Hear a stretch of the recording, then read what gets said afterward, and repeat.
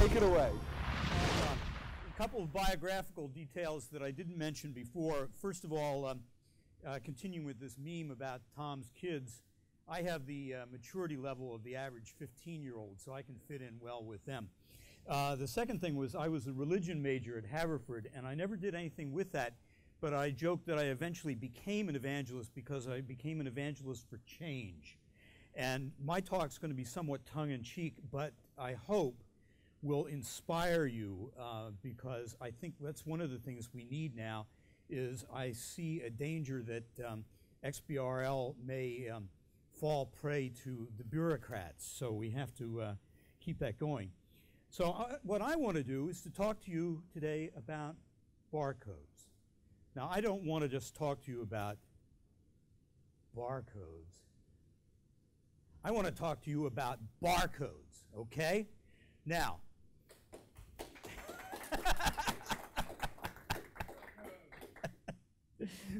what, you know, if you've ever heard Mike Willis introduce XBRL, he typically will use the analogy to barcodes.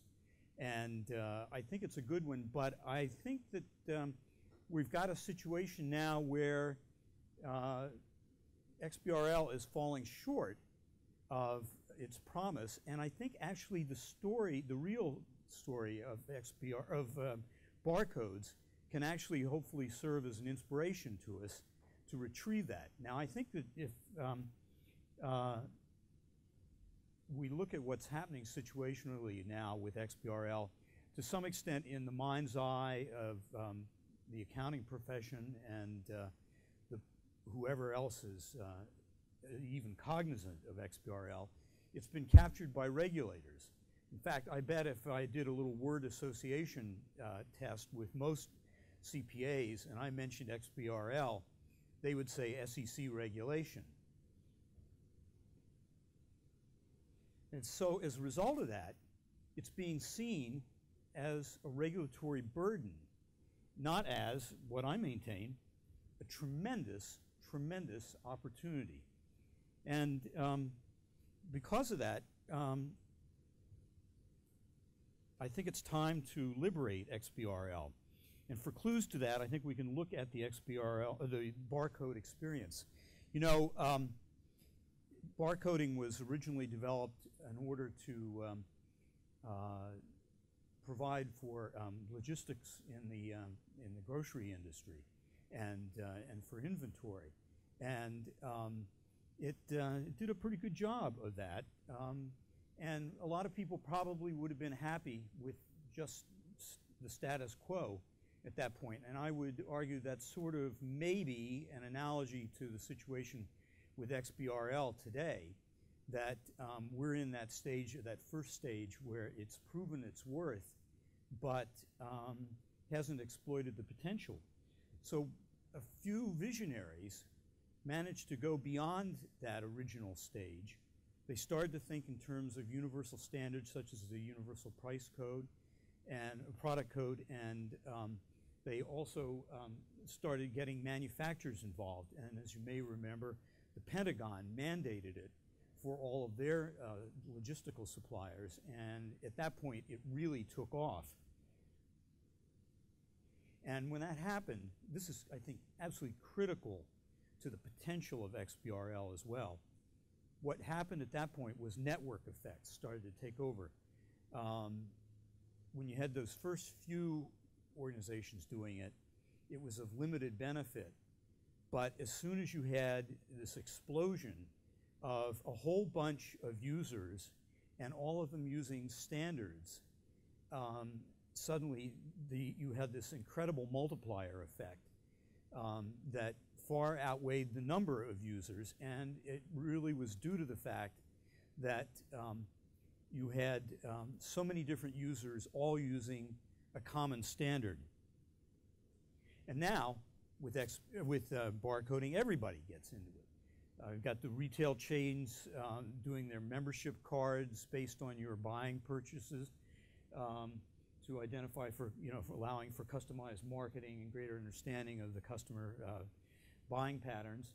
You've got hospitals using it for everything from tagging patients to to their supplies. You have tickets to events, those Journey concerts.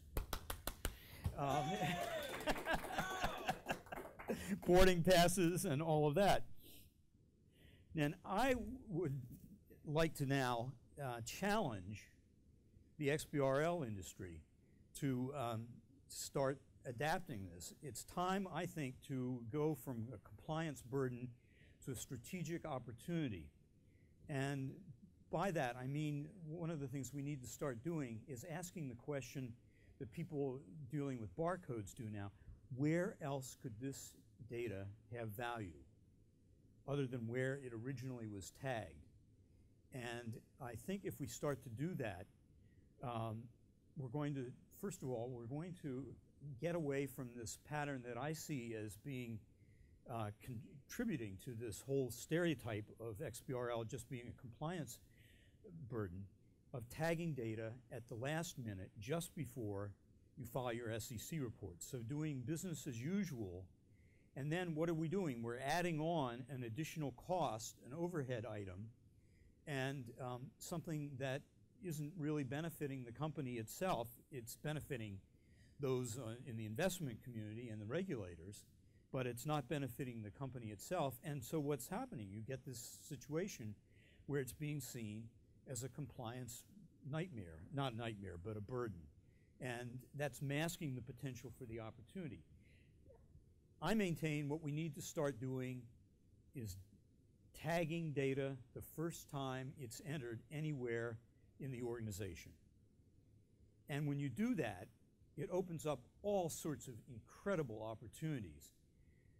You can, for the first time, you can have every employee within the organization who can make better decisions or better do their job with access to real-time data can have that data.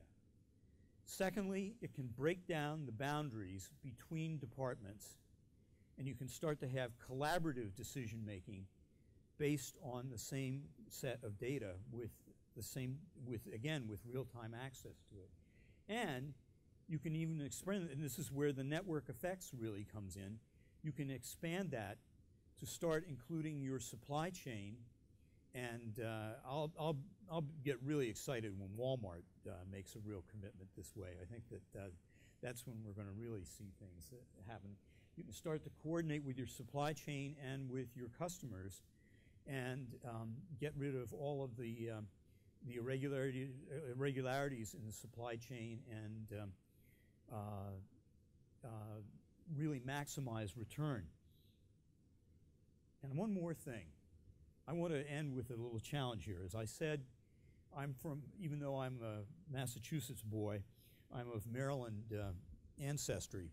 And I want to issue a challenge to the Comptroller's Office and to everyone in this room to make Maryland the showplace of XBRL. I'd like to see Maryland capitalizing in part on the association's record. I can't tell you how happy I am as somebody who lectures about this so frequently that I no longer have to use Wacol, that I guess it's 8-year-old case study now, that we've got something that's living and breathing and on American soil now. And guess what? They're right here in Maryland. So you've got them as a source of inspiration. You've got them as a source of leadership. And I'd like to see Maryland be the first state to follow the lead of the Netherlands, Australia, and New Zealand adopting a standard business reporting. I'd also like to see them emulating what Hudson did on the federal level, and I'd like to see Maryland be the first state to enact a data act similar to the federal data act that's pending at this point. That would require state agencies to tag all of their data and to use it internally as well. And I think if that happens, we're going to see a copycat effect that is going to spread to other states. Hopefully it will influence things on the federal level as well. Will influence all of the companies with whom you do business. And again, when that starts to happen, the network effects phenomenon is going to kick in, And I think you're going to have an incredible tiger by the tail. And it's going to be, one of the things I love so much about standardizing data is that when you standardize data and you give access to it to people who haven't had access to it before, you really can't predict in advance the path it's going to take, because everybody starts to bring their perspective into it, and it assumes a life of its own. So thank you all very much.